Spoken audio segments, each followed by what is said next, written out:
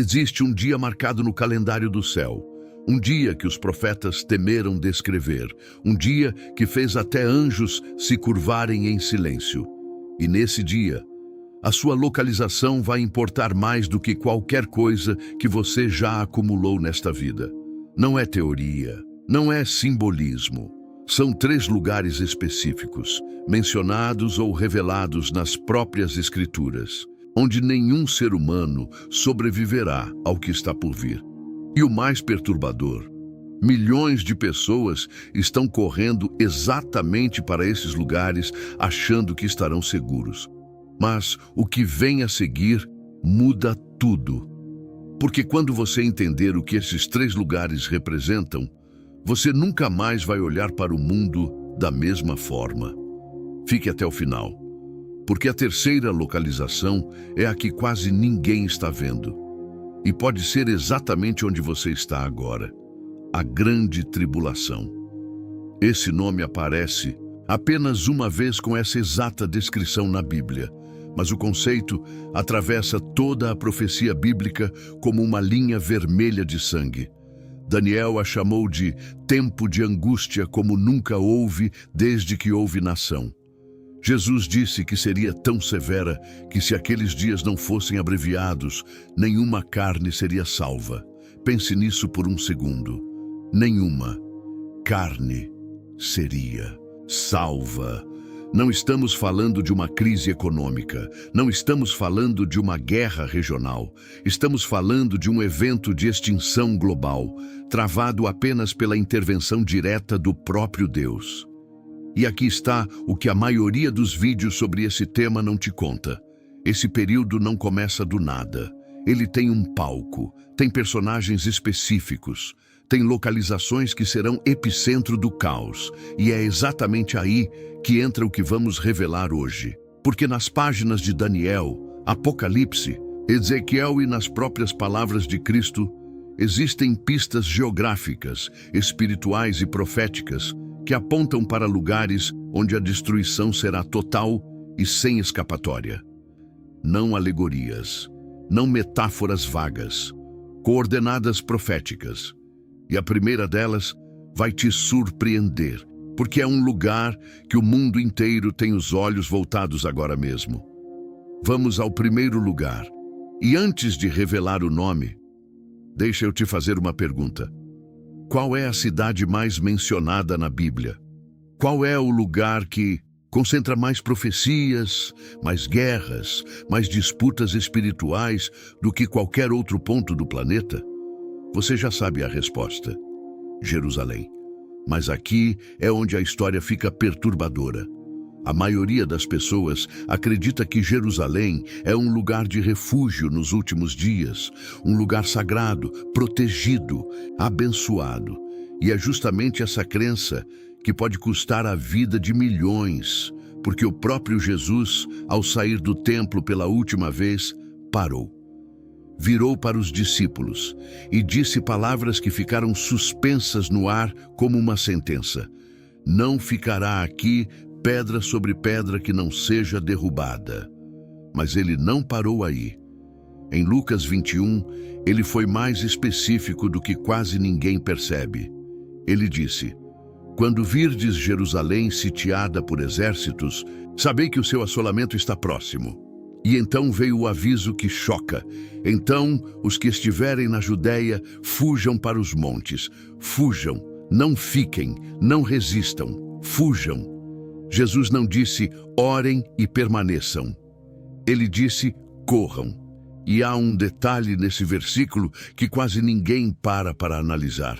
Ele especificou um grupo que estaria em perigo extremo nesse momento: as grávidas, as que amamentam. Por que esse detalhe? Porque a fuga precisará ser tão urgente, tão imediata, que nem o tempo de pegar um filho no colo será suficiente. Mas Jerusalém é apenas o começo, porque o segundo lugar é um que você provavelmente nunca associou à destruição. É um lugar que representa poder, riqueza e influência global. Um lugar que a profecia chama por um nome sombrio, e esse nome aparece no Apocalipse envolto em fumaça e lamento. O segundo lugar está escrito no Apocalipse: capítulo 18, e começa assim: Caiu, caiu a grande Babilônia. 2 vezes, como se o anjo precisasse repetir para que o peso daquelas palavras afundasse de verdade. Agora, Babilônia antiga já não existe como cidade. O que existia no Iraque hoje são ruínas e areia. Então, por que o Apocalipse fala de sua queda no futuro? Porque a Babilônia do fim dos tempos não é um lugar, é um sistema. É uma identidade espiritual que se instala em cidades, em nações, em estruturas de poder. E aqui está o que quase ninguém percebe. O Apocalipse descreve essa Babilônia com detalhes econômicos assustadoramente específicos. Ela comercializa ouro, prata, pedras preciosas, especiarias, azeite, trigo. E então vem uma linha que para o tempo, e corpos e almas de homens. Não é metáfora, é tráfico, é escravidão, é a mercantilização do ser humano elevada a sistema global.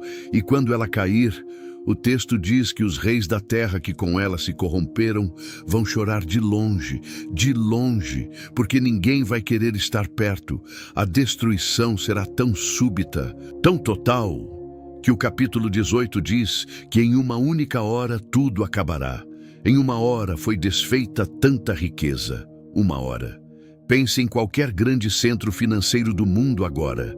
Pense nas torres de vidro, nos mercados de ações, nos sistemas bancários interligados. E agora releia, em uma hora. Mas o que torna esse segundo lugar ainda mais perturbador é o que Deus grita para o seu povo antes da destruição chegar. Um versículo que muitos cristãos conhecem, mas poucos levam a sério. Sai dela, povo meu. Não é um convite, é uma ordem de evacuação profética. Deus não diz, ore por ela, não diz, tente mudá-la por dentro.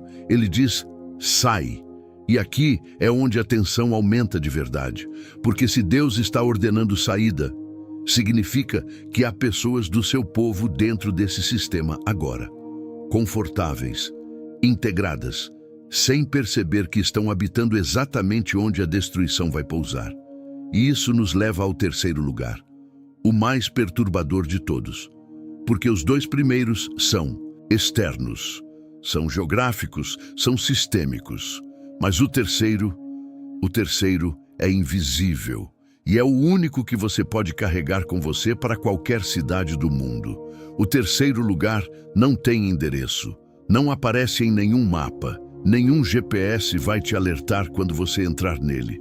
Mas as Escrituras falam dele com uma clareza que corta como faca, e quando você entender o que é, vai perceber que esse é o lugar mais perigoso de todos.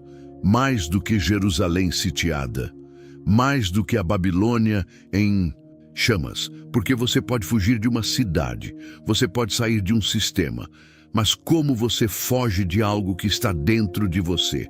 Jesus estava falando com os discípulos, com pessoas que o seguiam, com pessoas que conheciam as profecias. E ele disse algo que ficou registrado em Mateus 24 como um aviso direto para os últimos dias. Muitos falsos profetas se levantarão e enganarão a muitos. E então veio a frase que muda tudo. E, por se multiplicar a iniquidade, o amor de muitos esfriará. Ele não estava falando dos inimigos de fora, estava falando dos que estavam dentro, do povo que conhecia a verdade e que mesmo assim deixou o amor esfriar. Aqui está o ponto de virada que quase ninguém quer ouvir. O terceiro lugar mais perigoso na grande tribulação é uma fé morta, uma religiosidade sem presença, uma forma de piedade que nega o poder. Paulo descreveu esse lugar com perfeição assustadora em 2 Timóteo 3. Haverá homens amantes de si mesmos, amantes dos prazeres mais do que amantes de Deus, tendo aparência de piedade, mas negando a eficácia dela. Aparência de piedade, igreja frequentada, Bíblia na estante, vocabulário cristão, mas por dentro, vazio. Por dentro, negociação com o mundo. Por dentro, um coração que foi se resfriando tão lentamente que o próprio dono não percebeu. E aqui está o detalhe que congela o sangue. Em Apocalipse 3, Jesus fala diretamente para uma igreja, não para pagãos, não para ateus, para uma congregação, e diz: conheço as tuas obras, que nem és frio nem quente. Assim, porque és morno, vomitar-te-ei da minha boca. Vomitar.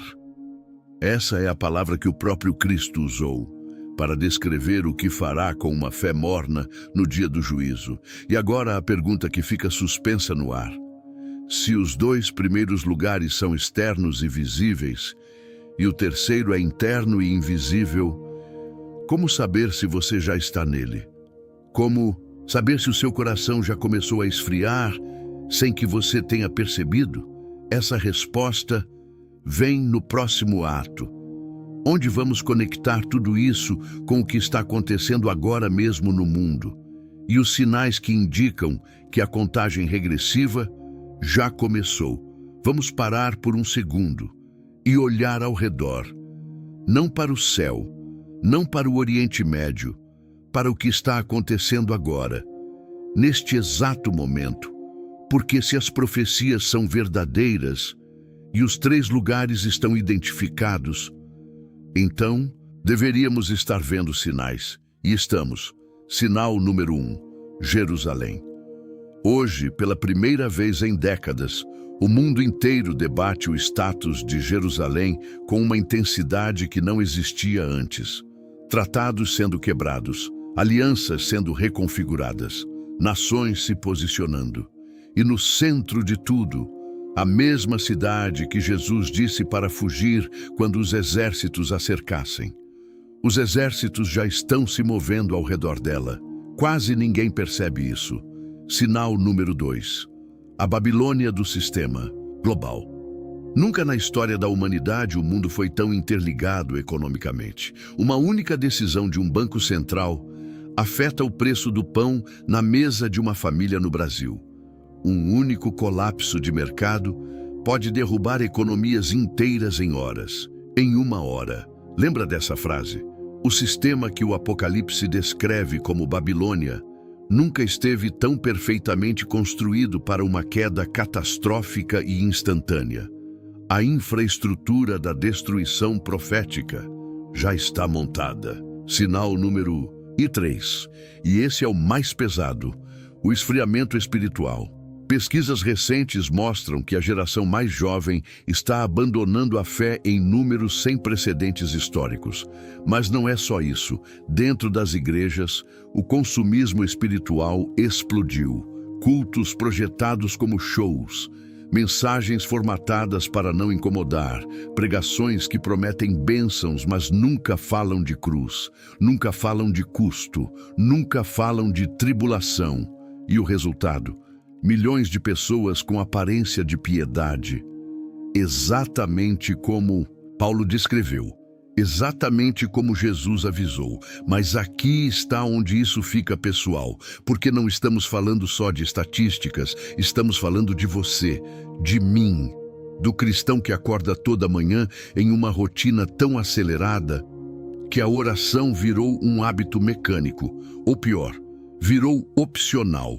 Do crente que sabe todas as respostas teológicas certas, mas que em momentos de pressão real, age exatamente como quem não tem fé nenhuma.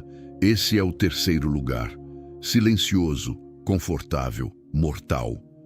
E aqui está a conexão que une tudo. Os três lugares têm algo em comum. Todos eles parecem seguros por fora. Jerusalém é a cidade santa. A Babilônia oferece riqueza e estabilidade. A fé morna oferece pertencimento e conforto. Nenhum dos três grita perigo. Todos os três sussurram: aqui você está bem, aqui você está protegido, aqui não tem problema. E é exatamente esse sussurro que as Escrituras identificam como a voz mais perigosa dos últimos tempos, porque a grande tribulação não vai chegar anunciada, não vai ter um aviso prévio com tempo suficiente para se reposicionar. Jesus disse: como foi nos dias de Noé, as pessoas comiam, bebiam, casavam, até o dia em que Noé entrou na arca e a porta fechou, por fora. E agora chegamos ao momento mais importante desse vídeo, a revelação final, que não é sobre geografia, não é sobre economia, é sobre uma escolha que você pode fazer agora, antes que a porta feche. Chegamos ao fim, mas na verdade, esse é o começo, porque tudo o que vimos até aqui aponta para um único ponto central. Uma verdade que as Escrituras repetem de Gênesis ao Apocalipse e que a maioria das pessoas só entende tarde demais. Os 3 lugares revelados hoje não são apenas avisos geográficos, são espelhos. Jerusalém sitiada representa quem confia no lugar sagrado, mas esqueceu de confiar no Deus do lugar sagrado. A Babilônia em chamas representa quem construiu segurança em um sistema que sempre teve prazo de validade. E a fé morna representa quem conheceu a verdade e foi deixando ela esfriar 1 grau por vez. E aqui está a revelação final. Aqui muda tudo. Nos mesmos capítulos que descrevem destruição, existe uma promessa paralela. Enquanto Jerusalém é cercada, há os que fugiram a tempo. Enquanto a Babilônia cai em 1 hora, há os que já saíram dela. Enquanto a fé morna é rejeitada, há os que reacenderam o fogo. A Bíblia não foi escrita apenas para assustar. Foi escrita para posicionar, para que, quem lesse, soubesse exatamente onde não estar e soubesse exatamente onde estar. Em Apocalipse 7, no meio de toda a descrição do caos dos últimos dias, aparece uma cena que para o tempo, uma multidão que nenhum homem podia contar, de todas as nações, de todas as línguas, de todos os povos, vestidos de branco, de pé, inteiros. E um dos anciãos pergunta: quem são estes e de onde vieram? E a resposta é dada: são os que vieram da grande tribulação. Eles passaram pela tribulação, não foram poupados do tempo difícil, foram preservados dentro dele. E como chegaram até ali? O texto diz: lavaram suas vestes e as alvejaram no sangue do Cordeiro. Não foi estratégia geográfica, não foi riqueza acumulada, não foi bunker construído, foi uma decisão espiritual, de não deixar o amor esfriar, de sair dos sistemas que escravizam, de não confiar em lugares santos vazios de presença. E agora, a pergunta que fica, a que você vai carregar depois que esse vídeo acabar. Se hoje fosse o dia em que a porta fechasse, como foi nos dias de Noé, em qual dos 3 lugares você estaria? Ainda dentro de Jerusalém, confiando no lugar e não em Deus? Ainda dentro da Babilônia, confortável demais para sair? Ou dentro do 3º lugar, com uma fé tão morna que você nem percebe mais o frio? Porque a grande tribulação não é apenas um evento futuro, é um revelador de onde cada coração realmente está. Agora, não amanhã, agora. E a única preparação que as Escrituras descrevem como suficiente não é um abrigo, não é uma reserva de alimentos. É um coração que ainda arde, uma fé que ainda custa algo, um amor que não esfriou. Jesus encerra o discurso profético de Mateus 24 com uma frase simples, sem drama, sem complicação, apenas uma ordem: vigiai. Não entendam todos os detalhes proféticos, não decifrem todos os símbolos. Vigiai. Estejam acordados, estejam presentes, estejam vivos por dentro, porque o dia está marcado no calendário do céu, e quando ele chegar, a única pergunta que vai importar não será onde você estava, será quem você era. Esse vídeo te fez pensar em algo que você precisa mudar? Deixa nos comentários, porque talvez sua resposta seja exatamente o que alguém que está assistindo agora precisava ler.